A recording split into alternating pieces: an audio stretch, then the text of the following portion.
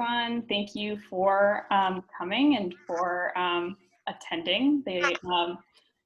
We are excited to welcome you to this Q&A session. I see folks are just coming in now. Thank you so much for joining.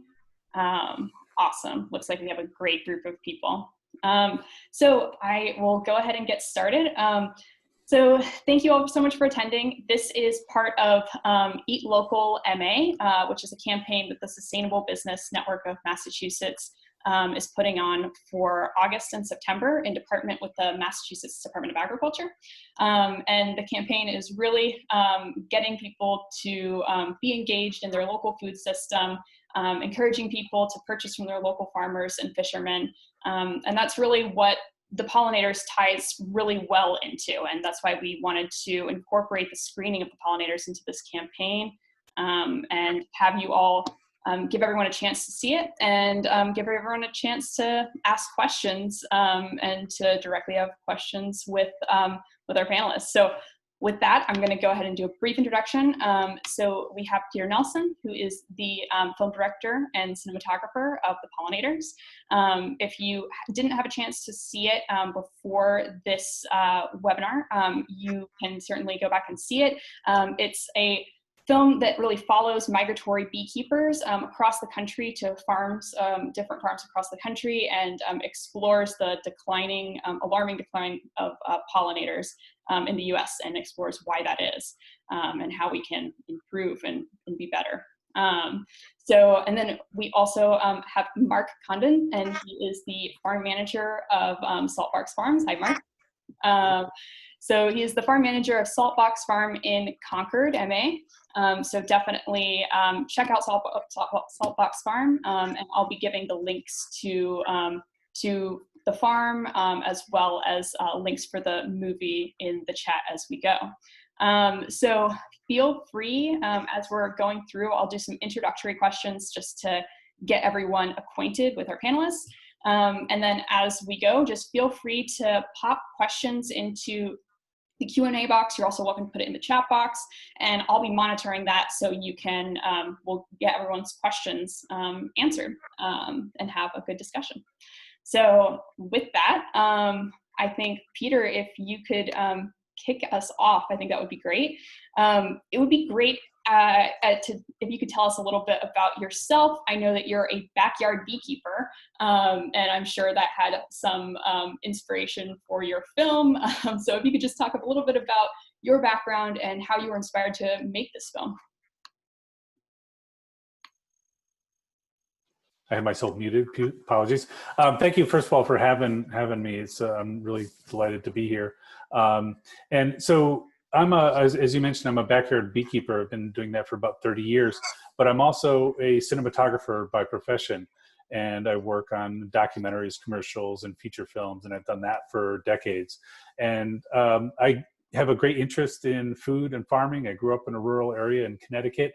And so this film is really kind of a combination of passions for me. I did a short film about bees called Dance of the Honeybee in 2012, and the response I got to that was something that encouraged me to do something bigger. And so I got interested in the story about commercial beekeepers, and I felt like the story wasn't really so well told. Most people didn't know that people move bees or know how the scale that people move, that commercial beekeepers move bees around the country, and how dependent our agricultural system is upon that. And so I thought that was a good way to get into the story of some of the problems with bees, but then also shine a light on some people that are doing things a little bit differently and kind of offering some sort of healthy alternatives. Awesome, awesome. I know we're already getting a question. I'm just gonna, first, before I go into the chat box, just do an introductory question for you, Mark, just to get everyone acquainted with you and your farm. If you could just tell us a little bit about Saltbox Farm and how you became yourself involved in sustainable agriculture, that'd be great. Great. Yeah, also, thank you so much for having me. It's really a treat to be here with you all. So Saltbox Farm is a family farm. It was started in the 1940s by the current owner's grandparents. He inherited it a little over a decade ago, and he was a chef, and he is still a chef, but he was a chef in Boston. And then when he inherited the farm, he came back here and really wanted to tie everything together. So that was his main goal and continues to be. So he started up the catering business while revamping the farm into a vegetable production. Right around that time is when I was running a restaurant myself in Boston and read the book, The Omnivore's Dilemma. Was handed that, and it just blew my mind. I was floored. I had no idea that there was that much unsustainable practices like happening. And the food that I was selling to people was like a step above McDonald's, and I thought I was selling like beautiful, wonderful food. So needless to say, I couldn't stop learning about it all. A mutual friend between Ben and I connected us, and she was like, "Oh, my friend, I'm doing catering for him.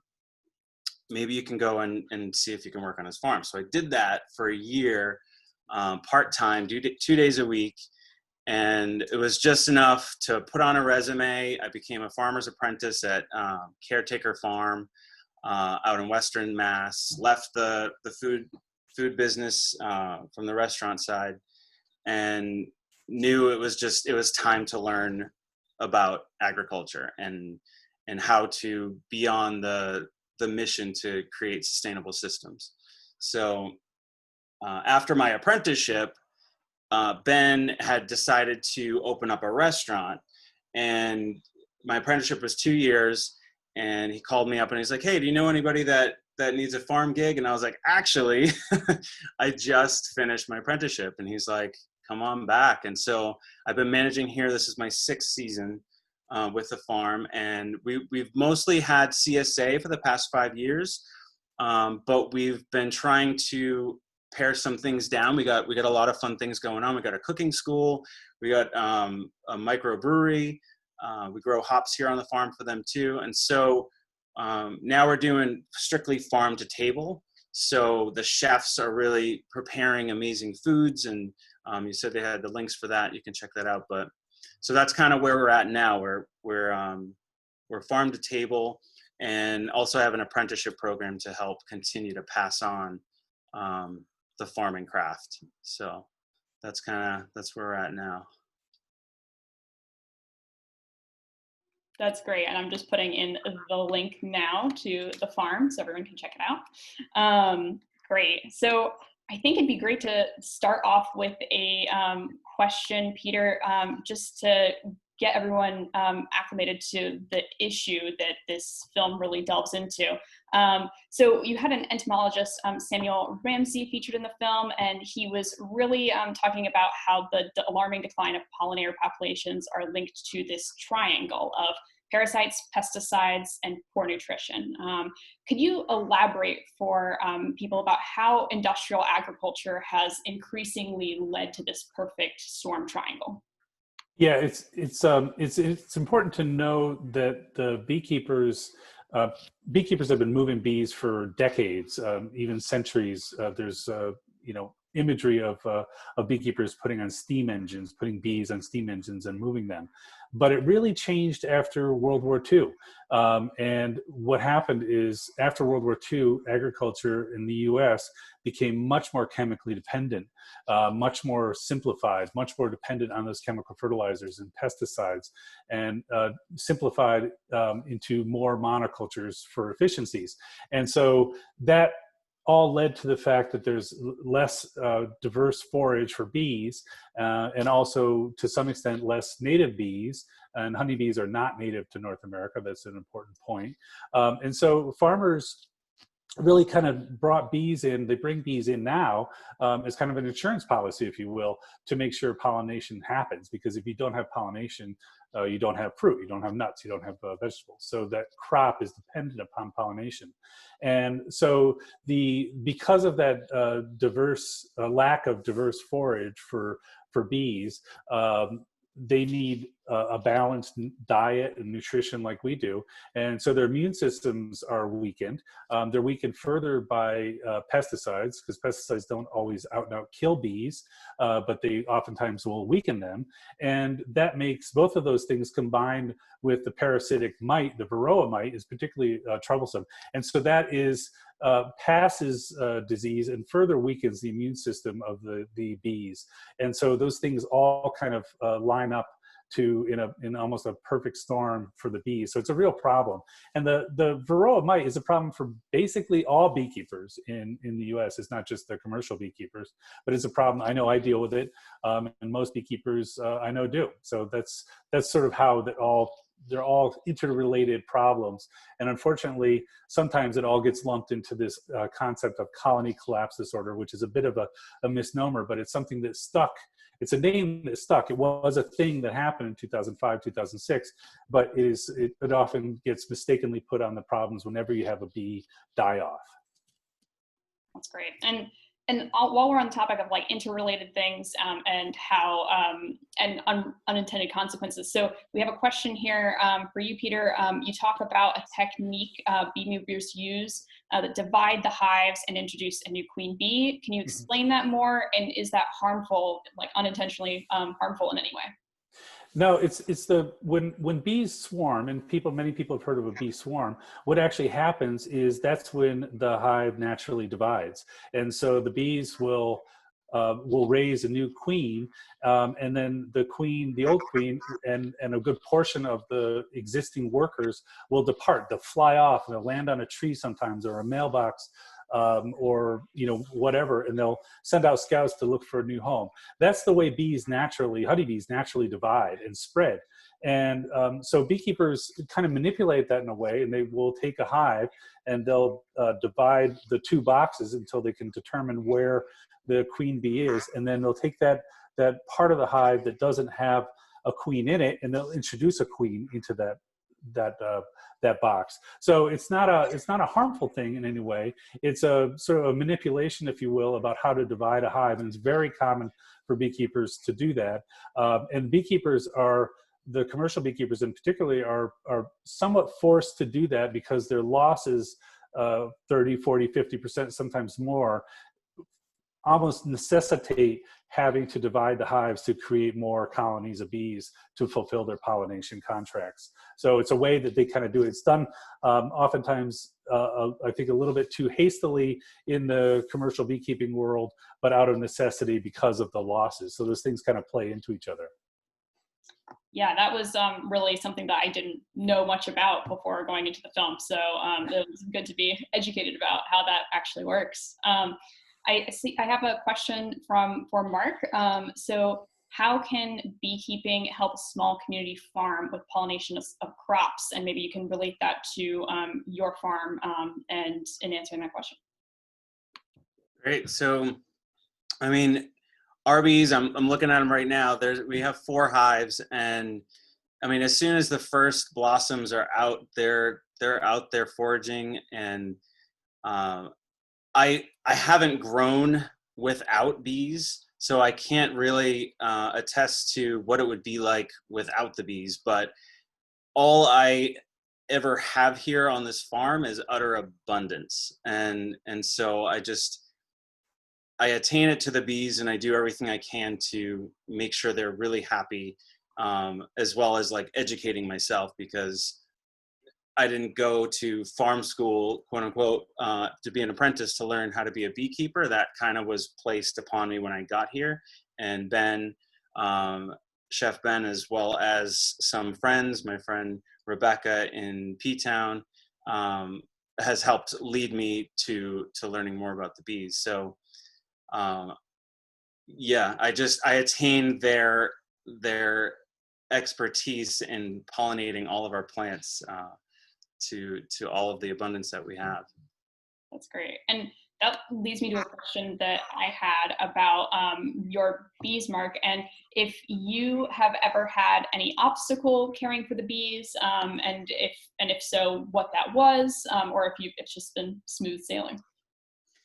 Definitely has not been smooth sailing. One of the challenges was when I got here, the owner, Ben, was starting the restaurant. So he was spending a lot of time away, and I was still just kind of getting acclimated. We have some sheep, we have chickens. Like I said, we have the hops and grapes and the fields of vegetables and bees. And so I was learning as I was going the best I could. So I came to realize after the first year, wow, the bees require some good attention, like solid record keeping, and really you got to stay on top of them, or you're just gonna, not be able to hold on to them. Some of our challenges is where our bees are right out in the middle of a pasture. And so what I did this past year to overwinter, which we were successful with that endeavor, was we moved them not too far, but just back so I could create a barrier for wind. And so that was another obstacle to overcome. And I think the other one was just, and I kind of said it in the intro, is just that we were doing such a great amount of things, and we've been paring down. And so this year, of all years in particular, I've been able to put the beekeeping into the apprenticeship program on a weekly basis. So every week we're going in and we're learning the bees. So not only am I teaching what I know, but we're finding various things that happen and intuitively thinking, and we're working through keeping our hives moving and giving us as much honey as possible too.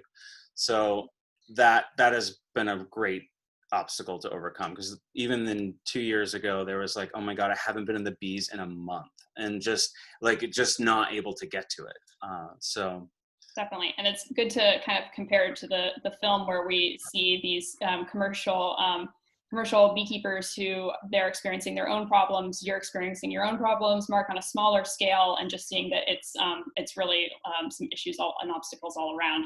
I have a question here, I think for Peter. So will there be any discussion of pollinator support from backyard floral plantings, and will there be any discussion of wild bees?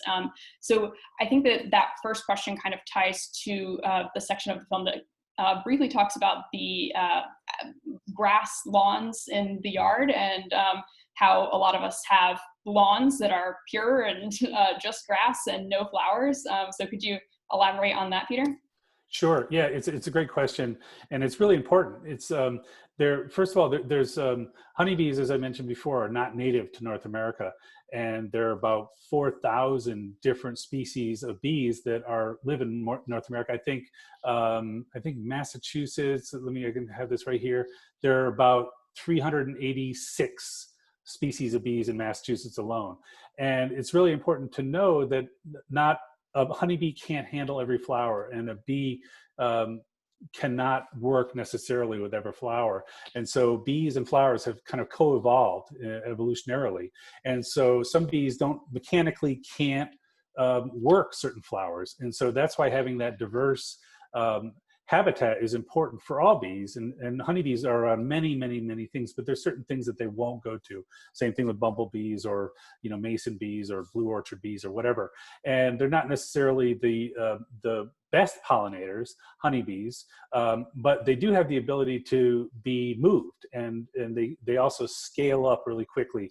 Whereas a bumblebee nest or colony can be several hundred bees in a year, whereas my bees outside right now the population is probably somewhere around 50 or 60,000 bees, and that goes up through tens of thousands, because a queen bee will lay 1,500 eggs a day in a honeybee colony, whereas native bees are much slower to ramp up, but some of them are much more efficient about it. So that's why having that diverse palette of successional blooms throughout a year is super important.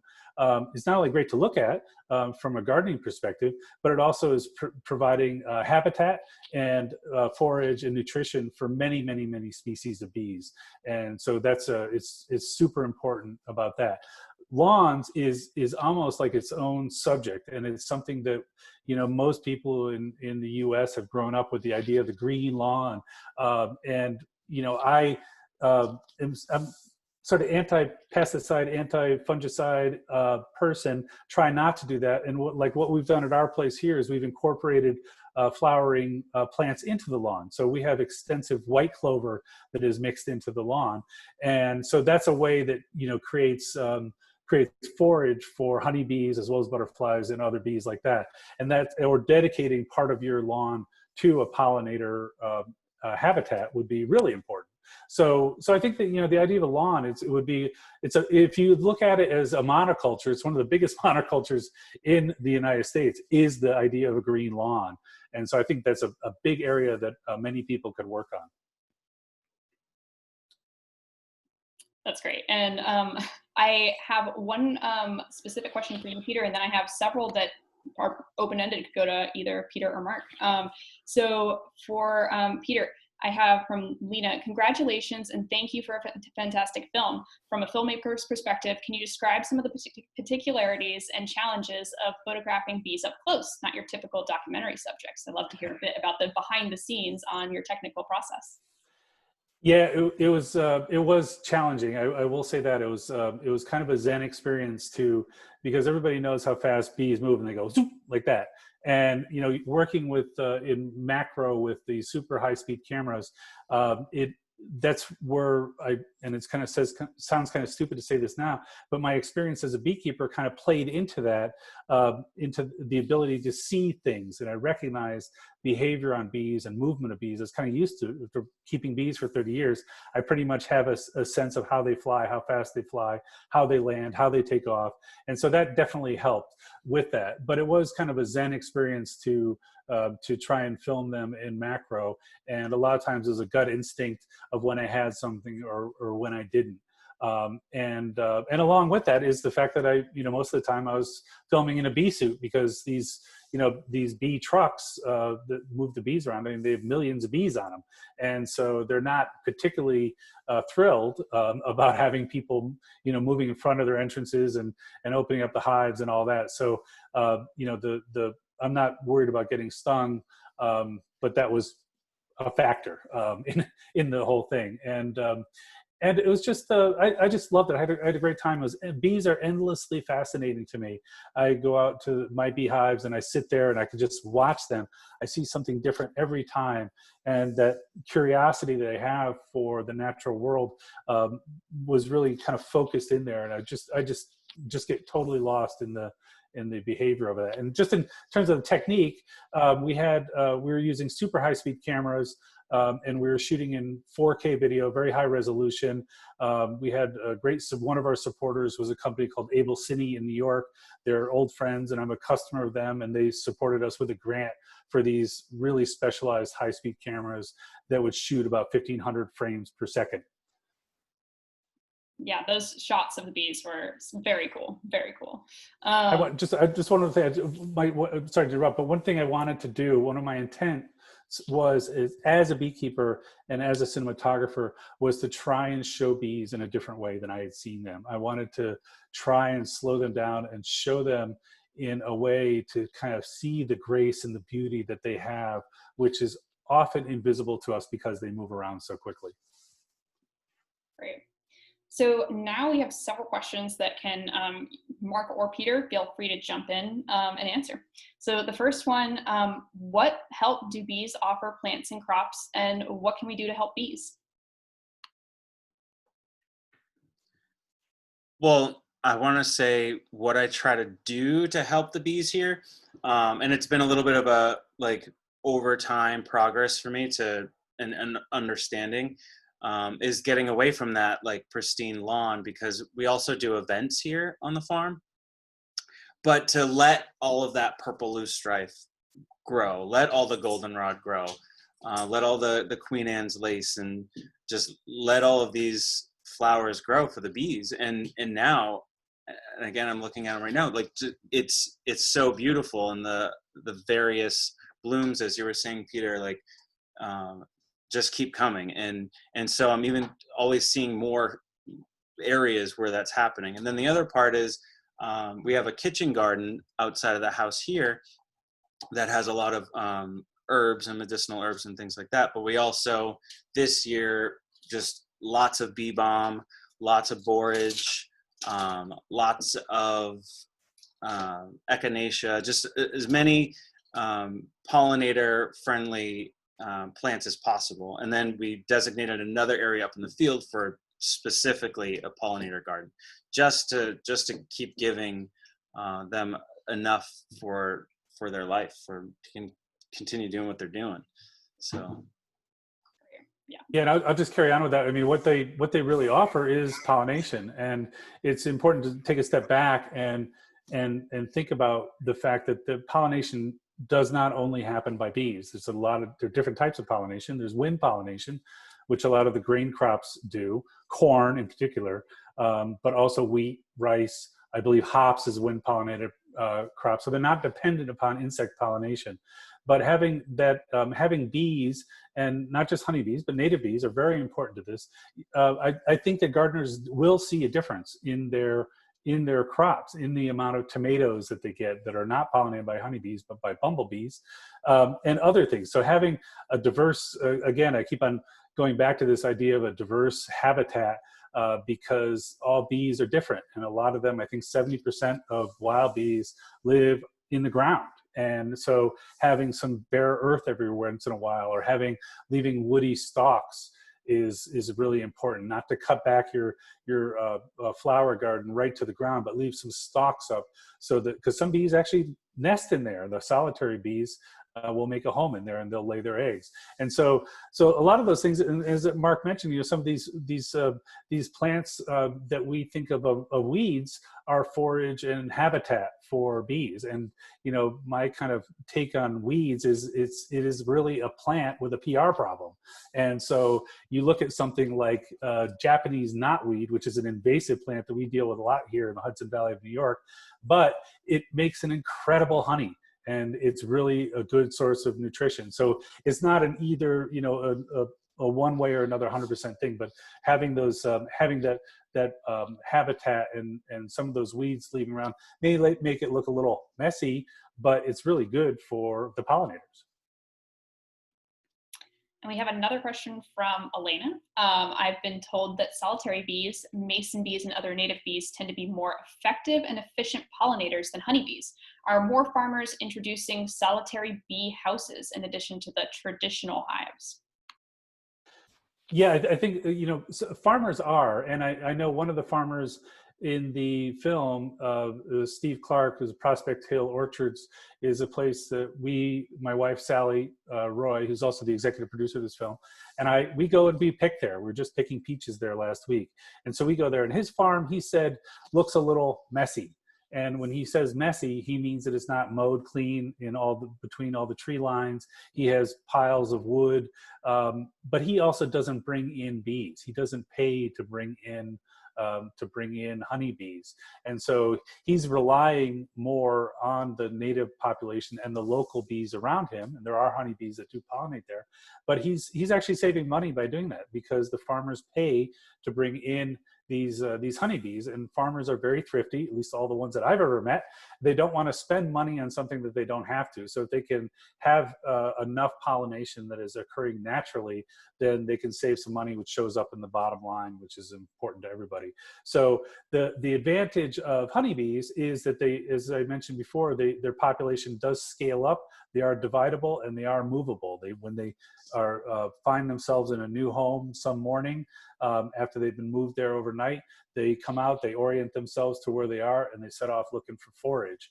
Whereas, some solitary bees have a very limited radius of how far they'll fly, as well as their habitat.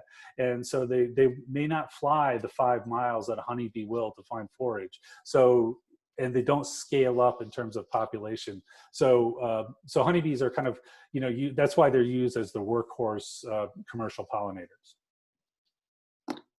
And getting back to the kind of what we were talking about of what people can do on the individual level, I have a question here. With all these problems and challenges the honeybees face, they are seemingly insurmountable. As a backyard beekeeper, I have seen dramatic change in blooms and vegetables. However, it doesn't seem to be making a dent in the bigger picture for pollinators in general. How can we collectively change the long-term future for pollinators? I'll take a stab at that, because one of the things that I really love about this subject and drew me to this subject and in this film is the fact that we can all do something about it. It's an issue that everybody who watches the film or talks to somebody about it can make a difference. And that can be as simple as, going to a local farm like Saltbox, or supporting a local beekeeper and buying local honey and supporting those local economies. It can mean planting a pollinator garden, or even a community garden that is habitat for bees. And so there are things that that we all can. And I believe, as a person, I wake up very optimistic every day that we can make a difference in this, and that if each of us does a little thing, all these small little changes can add up to big changes. And the evidence I'll give for that is the amount of legislation and pollinator habitat and things that we're seeing now. The fact that if you go into a big box store and ask them, have these plants been treated with a nicotinoid pesticide, 10 years ago, they would have looked at you like you came down from Mars. Now, more often than not, people will know the answer to that, or somebody in the store will know an answer to that. So that's a huge change that has happened. That awareness and keeping on spreading it is really, really, really important. And Mark, I would love to hear, as a small farm's perspective on this question.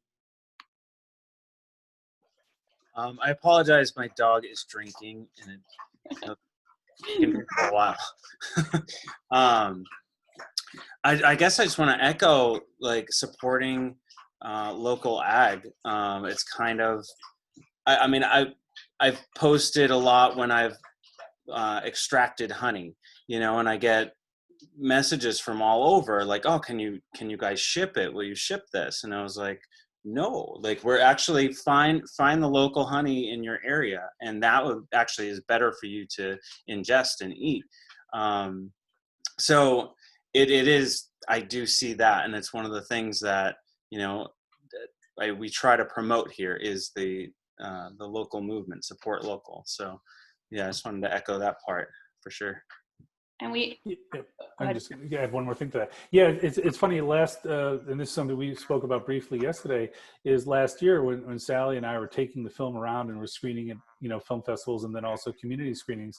One of our mantras was support the local farmers, support your farmers market, support your CSAs, and even more important now than it was then is during this COVID thing. And I know where we are here in the Hudson Valley, the CSAs have been super busy and the farmers markets have been super busy because people have this awareness about their local food and local sourcing of things. And it's really important, not only for eating local and eating more seasonally and supporting your farmers. It's a matter of food security, but it also builds community. And having that space where farmers can farm and preserving that land for agriculture, small agriculture, is super important. And we have a question about buying local. So, so is buying honey ever helpful for maintaining bee populations, and what type of honey? What attributes? Yeah, so it's important because you're supporting a local beekeeper, first and foremost. But one of the wonderful things about honey is that it is different every year. My honey is different. I keep a sample most years of what it is, and depending on the hive of bees, depending on how their productivity is, depending on what they're foraging on, if they're a hive that is very strong early, they might get a lot of apple nectar, which makes a very light, delicate honey. Very late, they might get goldenrod, which tends to crystallize a little bit more, or depending on trees, what trees they're getting flowers from. So it's different, a little different every year. And I love that kind of terroir, if you will, of how honey can taste. And you can have the varietals of cranberry honey or blueberry honey or whatever, but wildflower honey is, I find, from a local beekeeper, it'll be good and different every year. And so I think that is a really wonderful thing about that. Am I missing something else in that question? No, I think you covered it. Okay, cool. Yeah. So we have a question from a bit ago about, and this could go to either one. Can someone address feeding in general and feeding during dearth for backyard beekeepers? I find that when I feed when I feed that I don't see the bees foraging, I see mostly bumblebees. Started year with a package and a split of an overwintered 3 hives total, so I'm not harvesting any honey. Yeah, so I don't feed during the summer.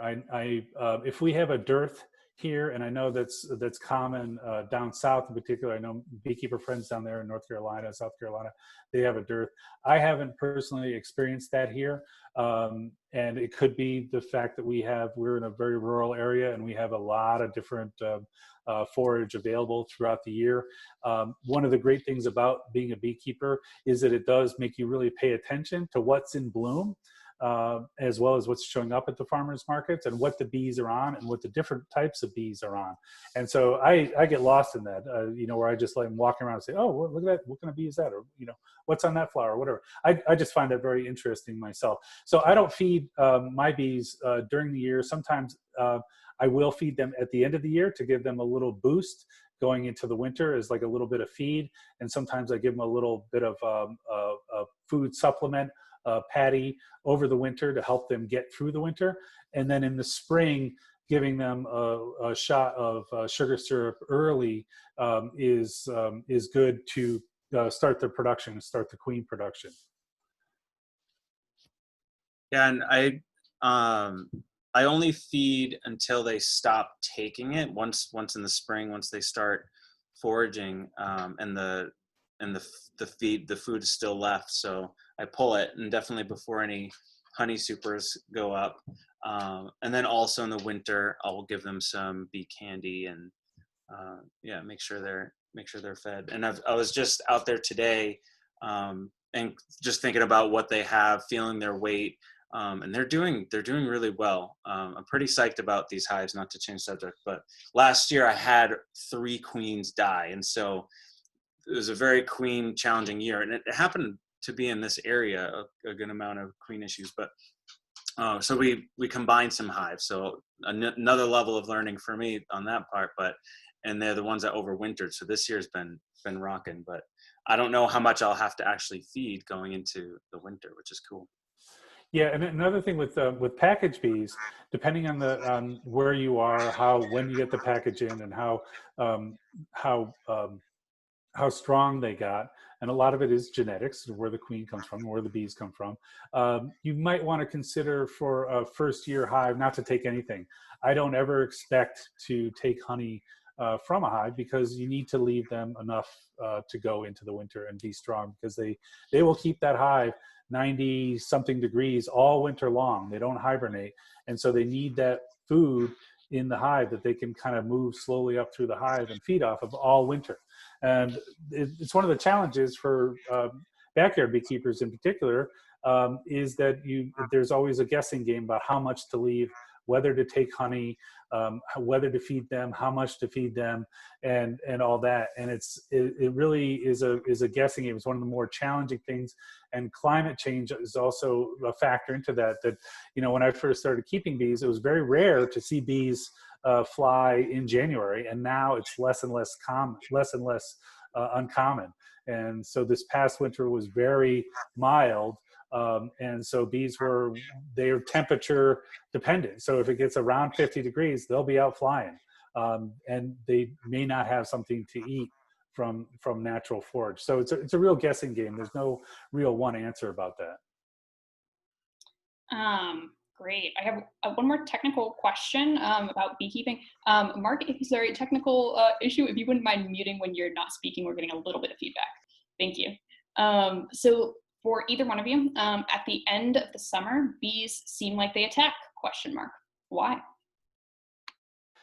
I don't notice that. I know that they sometimes this time of year, I had a friend just yesterday sent me a video, a friend locally here who showed me a video of bees going crazy around his hive. And what happens this time of year is robbing. In some places where the bees will sense a weaker hive, and they will try in an effort to get their stores up, to go into winter, because the bees are thinking about that now, to get their stores ready. So they will rob a weaker hive. This is the time of year where we live, where we have a lot of very aggressive yellow jackets, and yellow jackets will go after bees, but they'll also go after honey. And yellow jackets are not the best pollinators. Most people have bad experiences with yellow jackets, and they can be very aggressive, and they will cannibalize bees. They'll try and catch weak bees and feed on bees that are dying or just not really paying attention, that are maybe outside the hive. So if you have a yellow jacket incursion in a colony, that could be a reason why. It could be robbing, but they shouldn't really. Honeybees are not terribly aggressive in this part of the world. They're somewhat bred for their gentleness. And importantly, unlike yellow jackets, if a honeybee stings you, it dies. So it doesn't want to sting you. And that's really, they go out of their way not to do that. And they'll do that only as a last resort. Yeah, I actually experienced the battle of the yellow jackets 2 years ago, so I'm extra on it now to just do preventative measures, do some entrance reducers, and give the bees a chance. Because when it was too late, like, I literally had bees eating bees, like yellow jackets eating the honeybees, like, on me. It was really, really disheartening disheartening way to learn. But also this year, I've heard, is predicted to continue to be warm, and that's kind of the trend further into the fall. And so I feel like when that happens, that's when the wasp or the yellow jacket population continues, and they're like needing food. So yeah, it's just an interesting thing that I've been noticing. And Mark, I think this question would be good for you, seeing you're close to Boston. So Vijay says, I have a tiny balcony in Boston, 12 square feet, where I grow a few edible herbs with only buildings around me. Anything I can do to support bees in my tiny area? That's interesting. One thought came to mind. A friend of mine owns Best Bees in Boston, Noah Wilson Rich. He's going around all cities in the country and doing an amazing job. You should check out his work. And he one of the things is rooftop gardens and rooftop. Renee of Renee's, she's working with him as well to set up gardens and just get more bees in the cities. So I would suggest, if you're able to have any access to the roof, or condo association, or however that works, the owner, maybe checking that out, either for a garden or for actual hive. And then I would just say, like, get some flowers that bees really like, get some forage plants, and yeah, have some fun watching some blooms. Yeah, I'm just going to add to that and say that is an important element, even if it's a small garden or on a fire escape or in front of your house. Having that mosaic, if you will, of habitat and forage is important for bees, because they need to go, maybe a small area, a small distance from one place to another to get food. And so establishing that mosaic, or those little corridors of habitat, even with a few plants in the front of a house or on a terrace or something like that, can really make a difference and support that. And that supports all kinds of bees. One thing that I did learn from Noah too is that there are so many bees in the city. Like, I wouldn't have thunk it, but there are so many bees, and there's lots of community plots too. I mean, just thinking of Boston and all the various spaces, but so to feel good about giving them more to pollinate and forage from. That's awesome. That's great. So, and yeah, we can all it's good to know we can all do something to contribute and help the bees. I have just some comments here. Peter, fantastic movie, very informative. I learned a lot. And we also have from Michael, fantastic job, everyone, positive farming, and your movie will go a long way in educating and giving these amazing little creatures a voice. Long live the pollinators. A few more questions. So we have, do either one of you might have a list of pollinator plants or have access to a list of pollinator plants, including those that have the ability to feed larvae? Yeah, I don't have a particular list, and that is so dependent on a local, on the local habitat. There are incredible lists out there that are already available through different resources. There's a friend did a great new book that came out earlier this year called The Pollinator Victory Garden, and she has Kim Eierman, and she has lists about that. The USDA has lists for pollinator plants in different places, and so there's tremendous. And also talking to gardeners and landscape designers is really a great way to do that. It's a great way to start that conversation about how to establish a pollinator garden. What are the particular things? What's most important is to have this succession of plants throughout the year, and not only plants but trees. Like where we live, maple trees are one of the great early sources of nutrition for bees. And most people don't think about maple trees as having flowers at all because they're not really visible. But it's that red tinge that you see early in the year, and it's a great source of nutrition for honeybees. And so trees are a great resource and something to think about as well. And some trees make incredible honey. Basswood and tupelo and sourwood are all great trees for honey production. Awesome. As far as the farm, like when I'm doing the crop plan come January, and just looking at like this year in particular, getting more into pollinator gardens, it's really just going through the catalogs that I've been doing and just finding ones that are extra great for our pollinators. It's been awesome this year too to see a lot of the hummingbird hawk moth.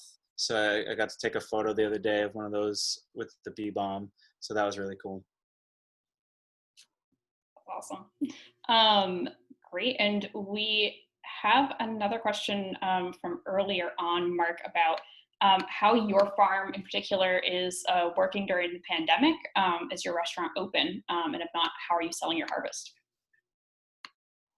Yes. So, I mean, one of the cool things is being out in the fields.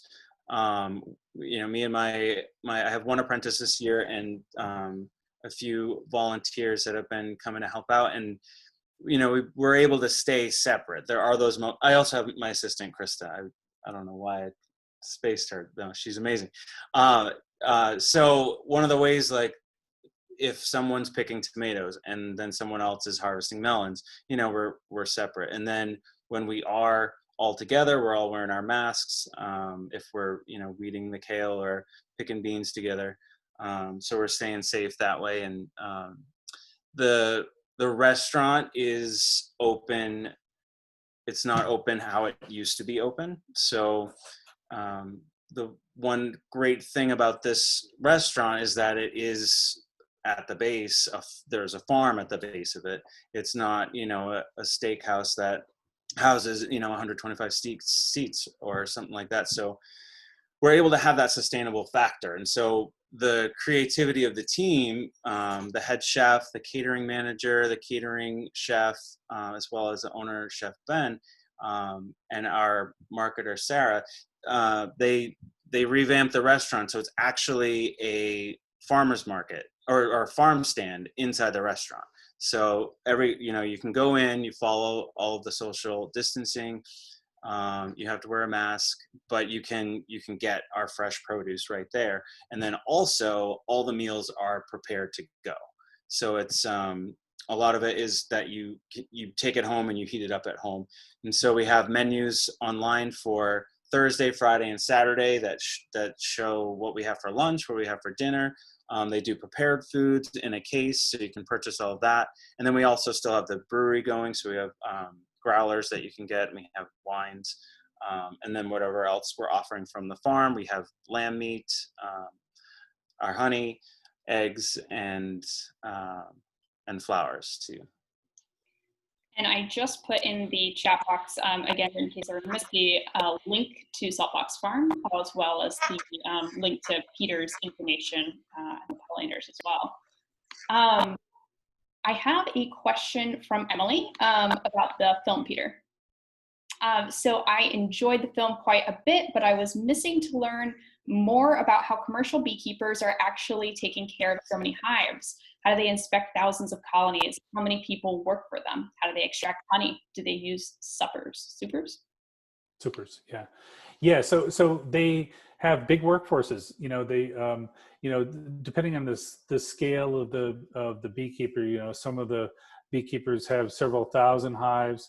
Some of them, AD has close to 100,000 hives. So they have big operations. They have crews in the bees every couple of weeks, every hive every couple of weeks, to make sure there's not a problem, make sure the queen is viable. They do use supers, but they, in fact, in the film, you can see this giant wall full of deep supers in the AD honey extraction. And so it's a big operation with these mechanized extractors that will handle dozens of hives at a time, dozens of frames at a time. And so depending on the size of the beekeeper, I think the rule of thumb they told me was that every worker, commercial beekeeper beekeeper who's out there, they need one worker for about every 100 hives. And so they have a very, I think that's the number, but I can't swear to it. So they have a big staff, a bunch of depending on what they're doing and where they're doing it, it might be a couple of dozen people together, or it might be an individual out working the bees at a time. And they do. The other important thing is that the commercial beekeepers have kind of a dual revenue stream. So they will have their pollination contracts, which this starts with almond pollination. And then after that, they go on and they do other pollinations, or some beekeepers will just go straight into honey production.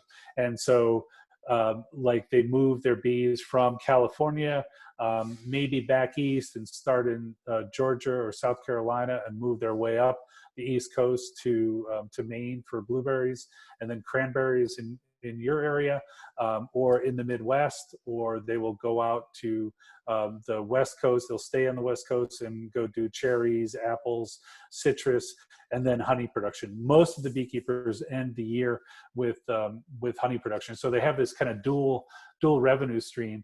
And that's shifted a little bit in terms of economics, is that most of the commercial beekeepers used to get the majority of their income from honey. I think it was 60% to 40%. Now it's reversed. And so they get more of their annual income, the commercial beekeepers, from these pollination contracts. So it's become a very important part of the variability.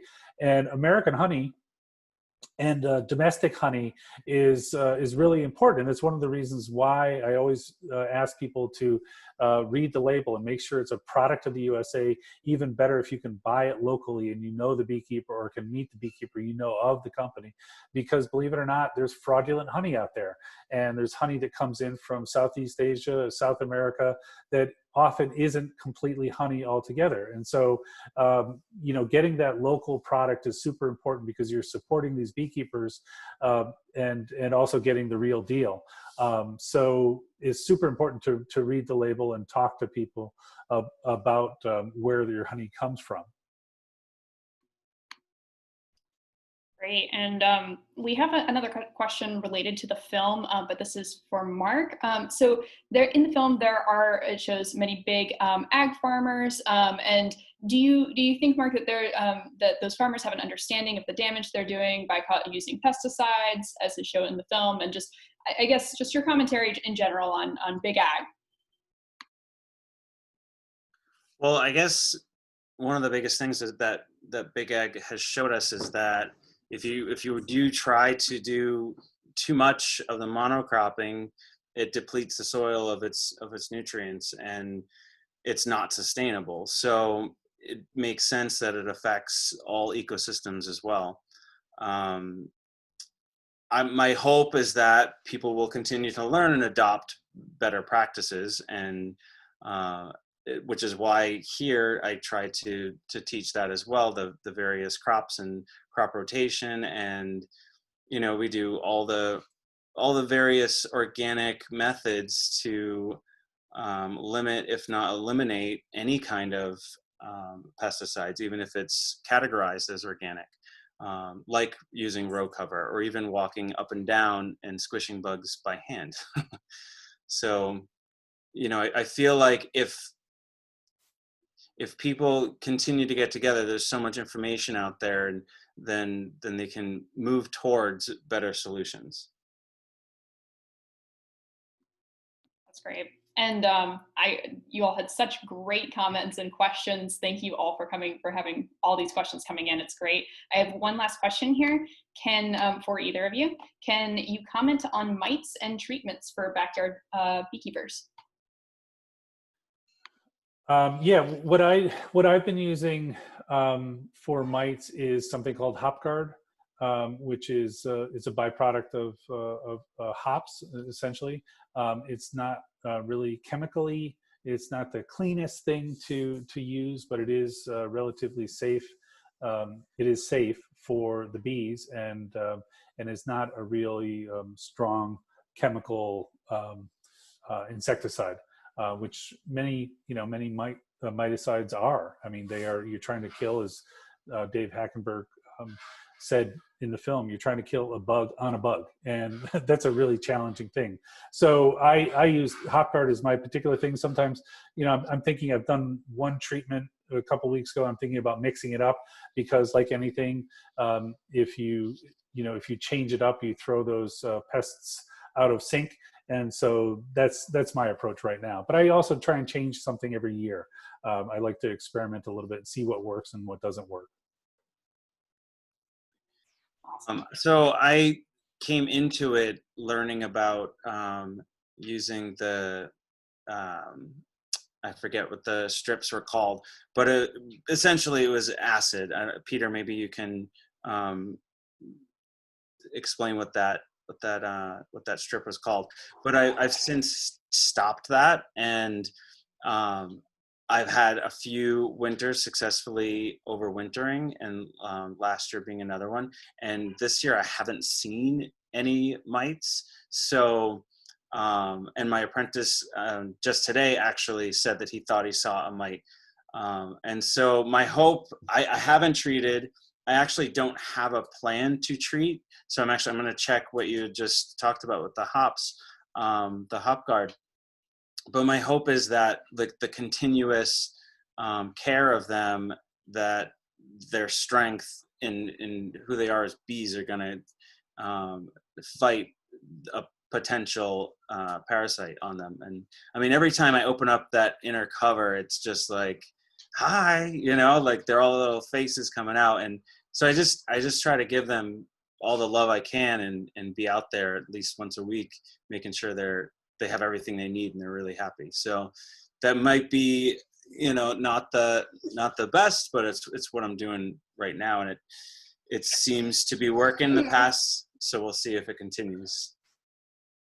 Yeah, there are beekeepers that are working on breeding varroa-resistant mites, and that's been going on for a long time. And trying to find bees that are bred for cleanliness and grooming, to pick the mites off, is really important. But it's a long process, and bees, the way that they breed, and genetics, and it's sort of a laborious thing. Ultimately, that is the best solution, would be to have a varroa-resistant bee. And people are working on that.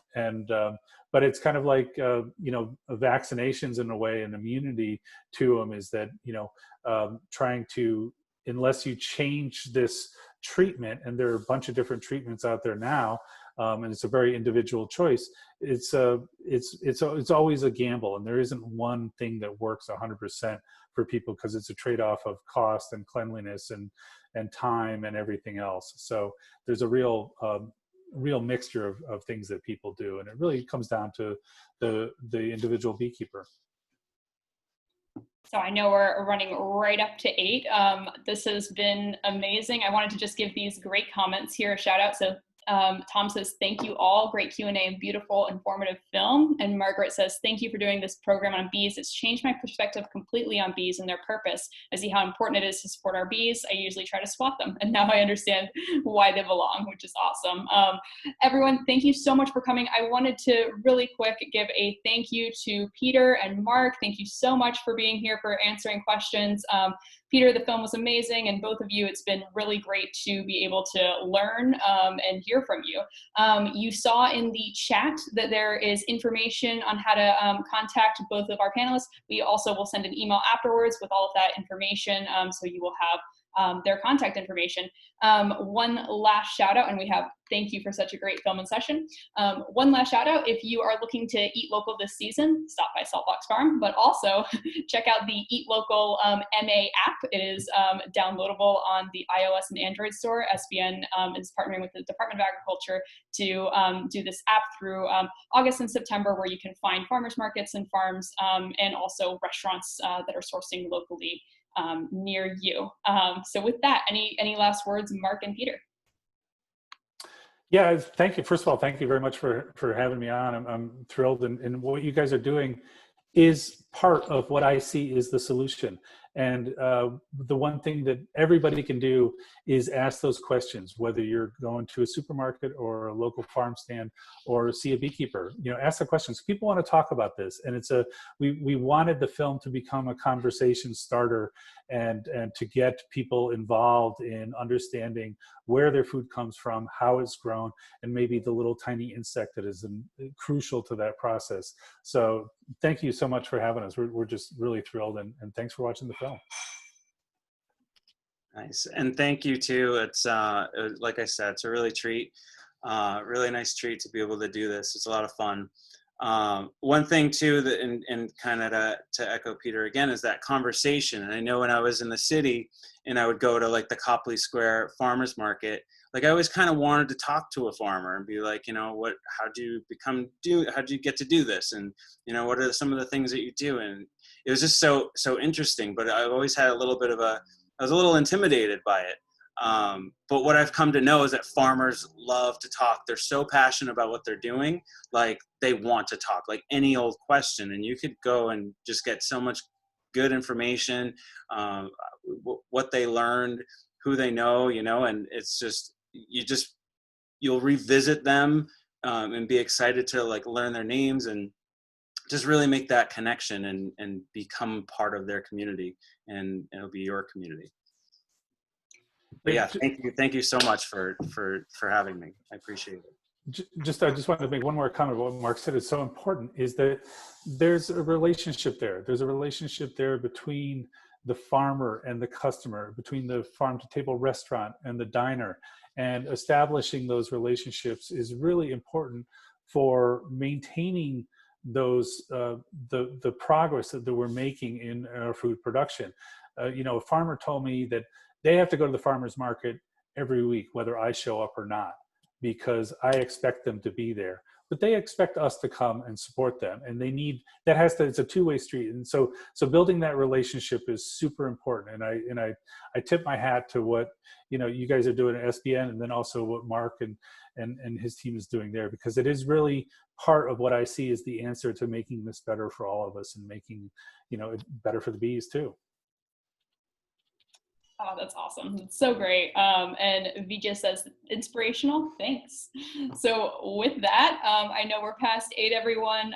Thank you so much for coming. Again, we'll follow up with email, giving everyone's contact information, and as well as a survey. So thank you so much. And remember to eat local this harvest season.